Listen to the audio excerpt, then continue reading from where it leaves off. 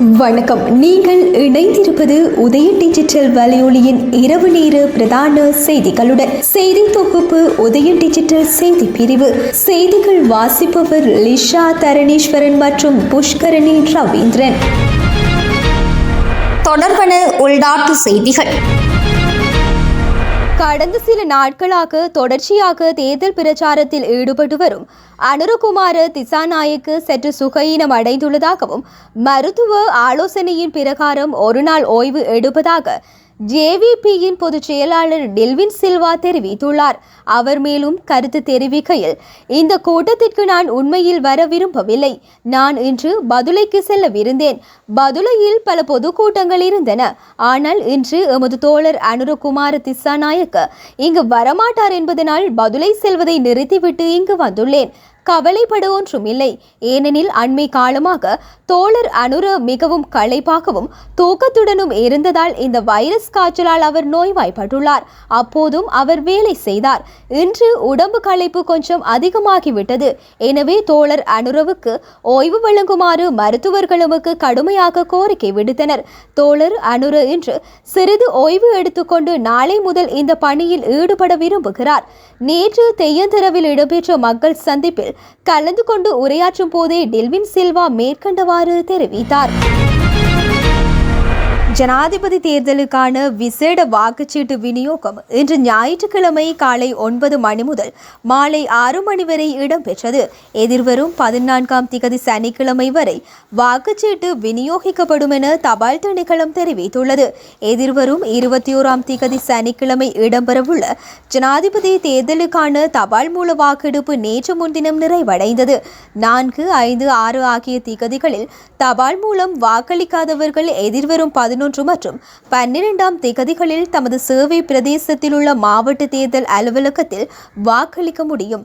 தபால் மூல வாக்களிப்புக்கு இம்முறை 7,12,319 பேர் தகுதி பெற்றுள்ளனர். ஜனாதிபதி தேர்தலுக்கான வாக்குச்சீட்டு விநியோகத்துக்காக இன்றைய தினம் விசேட தபால் சேவையாக அறிவிக்கப்பட்டது. இதற்கமைய இன்று காலை முதல் மாலை வரை விசேட தபால் சேவை ஊடாக வாக்குச்சீட்டுகள் விநியோகிக்கப்பட்டன. நாட்டின் நிறைவேற்றுத்துறை ஜனாதிபதியை தெரிவு செய்யும் 9வது ஜனாதிபதி தேர்தல் எதிர்வரும் 21ஆம் திகதி சனிக்கிழமை இடம்பெறவுள்ளது. நாடளாவிய ரீதியில் 13,000 வாக்கெடுப்பு மத்திய நிலையங்கள் அமைக்கப்பட்டுள்ளன. இம்முறை 1,71,40,354 பேர் வாக்களிக்க உள்ளமை குறிப்பிடத்தக்கது. இலங்கைக்கு 20 ஆண்டுகளுக்கு மேலாக விதிக்கப்பட்டிருந்த விசா கட்டுப்பாடுகளை தன்சானியா நீக்கியுள்ளது. தன்சானியா அரசாங்கத்துடனான விரிவான உயர்மட்ட பேச்சின் பின்னர் இலங்கை பரிந்துரை விசா பட்டியலில் இருந்து நீக்கப்பட்டுள்ளது. இதன் மூலம் வணிக மற்றும் தனிப்பட்ட நோக்கங்களுக்காக சுமூகமான பயணம் இலகுவாக்கப்படும். தற்போது வர்த்தகர்கள் மற்றும் பயணிகள் தன்சானியாவிற்கு இணையம் வழியாக விசாக்களுக்கு விண்ணப்பிக்க முடியும். அதன்படி பயணிகளுடன் மாணிக்கக்கல் வர்த்தகர்கள் உட்பட 450 இலங்கை வர்த்தகர்கள் இணையத்தில் விசாக்களுக்கு விண்ணப்பிக்க முடியும். அத்துடன் தன்சானியா நாட்டு கடவுச்சீட்டை வைத்திருப்பவர்கள் 49 நாடுகளுக்கு விசா இன்றி செல்ல முடியும் என்றும் தெரிவிக்கப்படுகின்றது. ஜனாதிபதி ரணில் விக்ரமசிங்கவுக்கும் இலங்கை தமிழரசு கட்சியின் தலைவர் மாவை சேனாதிராஜாவுக்கும் இடையிலான திடீர் சந்திப்பொன்று நேற்று மாலை இடம்பெற்றுள்ளது. ஜனாதிபதி ரணில் விக்ரமசிங்க 2 தேர்தல் பிரச்சாரங்களில் பங்கேற்பதற்காக யாழ்ப்பாணம் சென்றிருந்த வேளையில் தெல்லிப்பள்ளியில் உள்ள மாவை சேனாதிராஜாவின் இல்லத்தில் இந்த சந்திப்பு இடம்பெற்றுள்ளது.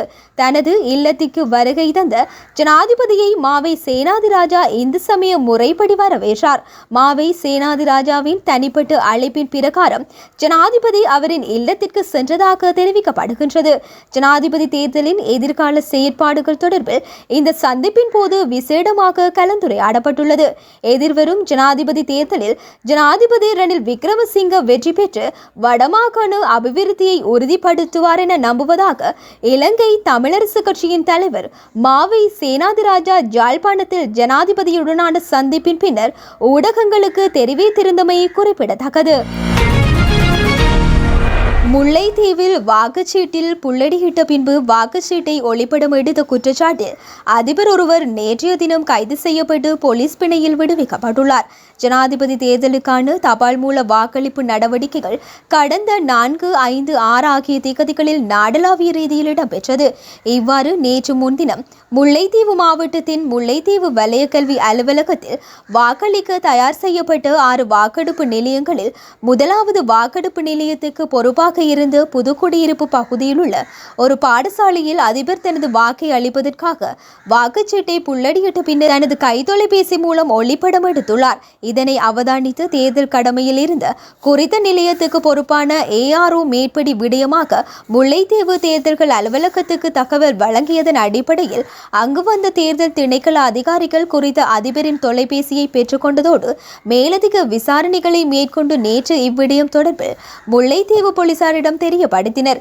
இந்நிலையிலேயே குறித்த அதிபர் நேற்றைய தினம் முல்லைத்தீவு போலீசாரால் கைது செய்யப்பட்டு போலீஸ் பிணையில் விடுவிக்கப்பட்டுள்ளார்.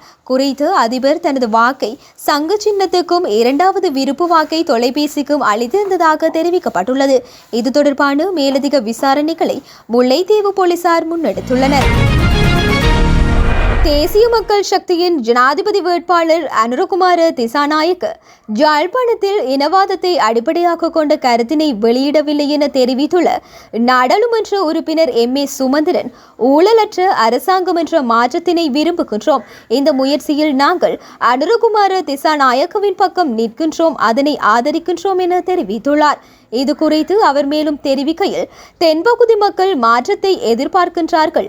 இந்த தேர்தல் மூலம் அந்த மாற்றம் வரும். ஆனால் வடபகுதி மக்கள் இந்த மாற்றத்தின் ஒரு பகுதியாக மாறவில்லை என தென்பகுதி மக்கள் தெரிவிக்கக்கூடும் என யாழ்ப்பாணத்தில் தேசிய மக்கள் சக்தியின் தலைவர் தெரிவித்திருந்தார். அவர் இந்த சொற்களை பயன்படுத்தி இதனை தெரிவித்த வேளை பலர் உடனடியாக இது கோட்டாபய ராஜபக்சவின் கூற்றை நினைவுபடுத்துகின்றது என தெரிவித்தனர். அனுராதபுரத்தில் இடம்பெற்ற பதவியேற்பு நிகழ்வில் கோட்டாபய ராஜபக்ச, நான் அனைவரும் எனது வெற்றியின் பங்குதாரர்களாக இருக்க வேண்டும் என விரும்பினேன். ஆனால் வடபகுதி மக்கள் இந்த வெற்றியில் என்னுடன் இணைந்து கொள்ளவில்லை என அவர் தெரிவித்திருந்தார். வடபகுதி மக்களிற்கு அவ்வேளை உணர்வொன்று காணப்பட்டது. அது சரியானது என நிரூபிக்கப்பட்டது. ஏனென்றால் கோட்டாபய ராஜபக்சவை தெரிவு செய்த தென்பகுதி மக்களே அவரை துரத்தினார்கள். நாங்கள் மாற்றத்தை எதிர்பார்க்கின்றோம், விரும்புகின்றோம். 70 வருடங்களுக்கு மேலான ஆட்சி முறையில் மாற்றங்கள் ஏற்பட வேண்டும். கடந்த 2 வருடங்களாக மக்கள் கோருகின்ற மாற்றம் இல்லை. நாங்கள் அந்த மாற்றத்தினையும் கோருகின்றோம். ஊழலற்ற அரசாங்கம் என்ற மாற்றத்தினை விரும்புகின்றோம். இந்த முயற்சியில் நாங்கள் அனுரகுமார திசாநாயக்கவின் பக்கம் நிற்கின்றோம், அதனை ஆதரிக்கின்றோம்.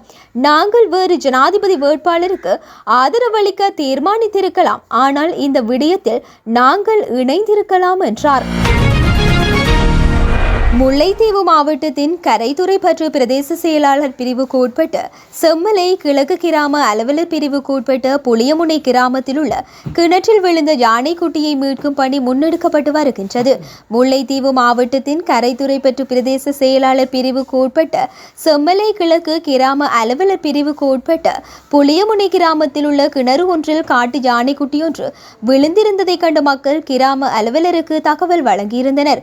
இந்த நிலையில் குறித்த யானைக்குட்டியினை மீட்கும் பணியில் கிராம அலுவலர், கிராம மக்கள் இணைந்து வனஜீவராசிகள் திணைக்கள அதிகாரிகளுக்கும் தகவல் வழங்கி அவர்களது உதவியுடன் ஈடுபட்டு வருகின்றனர். தொடர்பான இந்திய செய்திகள். இலங்கை கடற்படையினரால் சிறை பிடிக்கப்பட்ட தமிழ்நாட்டின் கடற்தொழிலாளர்களையும் அவர்களது கடற்தொழில் படகுகளையும் விடுவிக்க வேண்டும் என்று கோரி முதலமைச்சர் ஸ்டாலின் மீண்டும் ஒருமுறை மத்திய வெளியுறவு அமைச்சரை கோரியுள்ளார். அத்துடன் தமிழ்நாட்டின் கடற்தொழிலாளர்களுக்கு விதிக்கப்பட்ட அதிக அபராத தொகையையும் தள்ளுபடி செய்யவும் விரைந்து நடவடிக்கை எடுக்க வேண்டும் என்றும் அவர் வலியுறுத்தியுள்ளார். எல்லை தாண்டி கடற்தொழிலில் ஈடுபட்டதாக கைது செய்யப்பட்ட தமிழக கடற்தொழிலாளர்கள் 12 பேருக்கு தலா 1.5 கோடி ரூபாய் அபராதம் விதித்து இலங்கை நீதிமன்றம் உத்தரவு பிறப்பித்துள்ளதை அடுத்தே ஸ்டாலினின் கோரிக்கை விடுக்கப்பட்டுள்ளதாக தமிழக செய்திகள் கூறுகின்றன. இந்த நிலையில் விதிக்கப்பட்டுள்ள அபராதத்தை செலுத்த தவறினால் 6 மாதம் சிறை தண்டனை விதிக்கப்படும் எனவும் இலங்கை நீதிமன்றம் தெரிவித்துள்ளதாக தமிழக முதலமைச்சர் ஸ்டாலின் மத்திய வெளியுறவுத்துறை அமைச்சர் ஜெய்சங்கருக்கு எழுதிய கடிதத்தில் சுட்டிக்காட்டியுள்ளார். அத்துடன் இந்த தண்டனை அதிர்ச்சி அளிப்பதாகவும் அவர் தமது கடிதத்தில் குறிப்பிட்டுள்ளார். இந்தியாவின் கார்கில் பகுதியை ஆக்கிரமித்து போரில் ஈடுபட்டதில் தாக்குதலில் பாகிஸ்தான் ராணுவத்திற்கு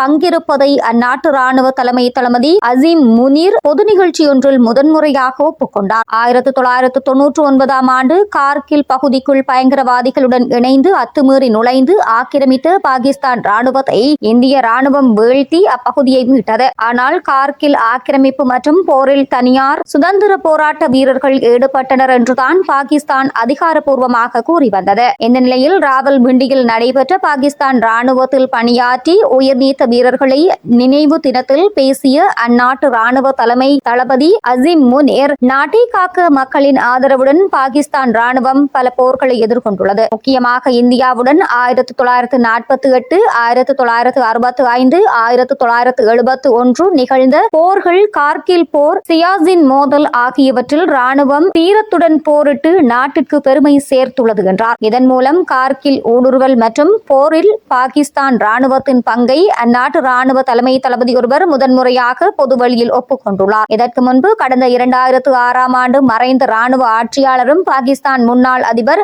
பார்வேஸ் முஷாரப் எழுதிய சுயசரிதையிலும் கார்கில் போரில் பாகிஸ்தான் ராணுவத்தின் பங்கு இருப்பதை குறிப்பிட்டிருந்தார். கார்கில் போர் முடிந்த பிறகு அப்போரில் உயிரிழந்த வீரர்களுக்கு பாகிஸ்தான் அரசு விருது வழங்கி கௌரவித்த போதும் அந்நாட்டின் பங்கு வெளிப்பட்டது. தொடர்பான உலகச் செய்திகள்.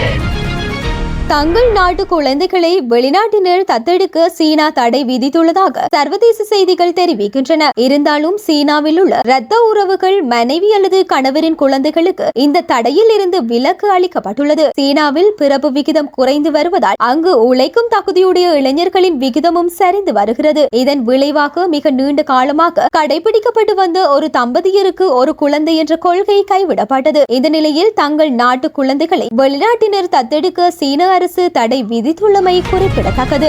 காசாவில் இஸ்ரேல் நடத்திய தாக்குதலில் மேலும் 64 பேர் உயிரிழந்தனர். இது குறித்து அந்த பகுதி சுகாதாரத்துறை அமைச்சகம் சனிக்கிழமை வெளியிட்டு அறிக்கையில் தெரிவிக்கப்பட்டுள்ளதாவது: காசாவில் கடந்த 2 நாட்களாக இஸ்ரேல் நடத்திய தாக்குதலில் 61 பேர் உயிரிழந்தனர். இத்துடன் இப்பகுதியில் கடந்த 7ஆம் தேதி முதல் இஸ்ரேல் நடத்தி வரும் தாக்குதலில் உயிரிழந்தவர்களின் எண்ணிக்கை 40,939 அதிகரித்துள்ளது. இது தவிர இஸ்ரேல் குண்டுவீச்சு இதுவரை 94,616 பேர் காயமடைந்துள்ளனர் என்று அந்த அறிக்கையில் குறிப்பிடப்பட்டுள்ளது.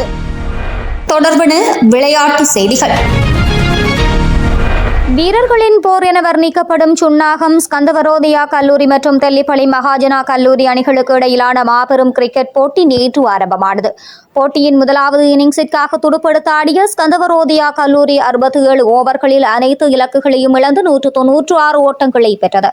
பதிலுக்கு துடுப்படுத்தாடும் மகாஜனா கல்லூரி ஆட்ட நேர முடிவில் 28 ஓவர்களில் 5 விக்கெட்களை இழந்து 99 ஓட்டங்களை பெற்றது.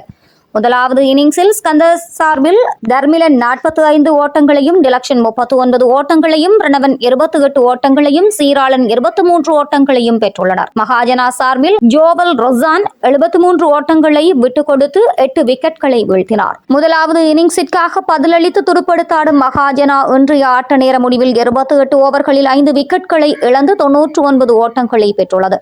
துடுப்பாட்டத்தில் கஜித் 20 ஓட்டங்களையும், அபிசாந்த் 16 ஓட்டங்களையும், ஜோவல் ரொசான் ஆட்டமிழக்காமல் 18 ஓட்டங்களையும் பெற்றுள்ளனர்.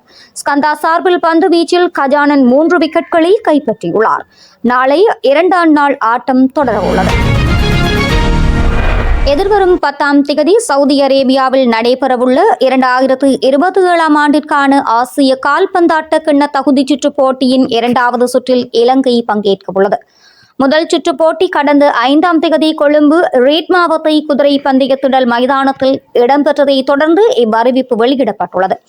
கடந்த போட்டியில் இரு அணிகளுக்கும் கோல் எதனையும் பெறாமல் சமநிலையில் முடிவடைந்த நிலையில் 2வது சுற்று எதிர்வரும் 10ஆம் தேதி நடைபெறவுள்ளமை குறிப்பிடத்தக்கது. இத்துடன் உதயம் டிஜிட்டல் வலையொலியின் இரவு நேர பிரதான செய்திகள் நிறைவடைகின்றன. தொடர்ந்தும் நாளை காலை நேர செய்திகளுடன் இணைந்திருக்கலாம். வணக்கம்.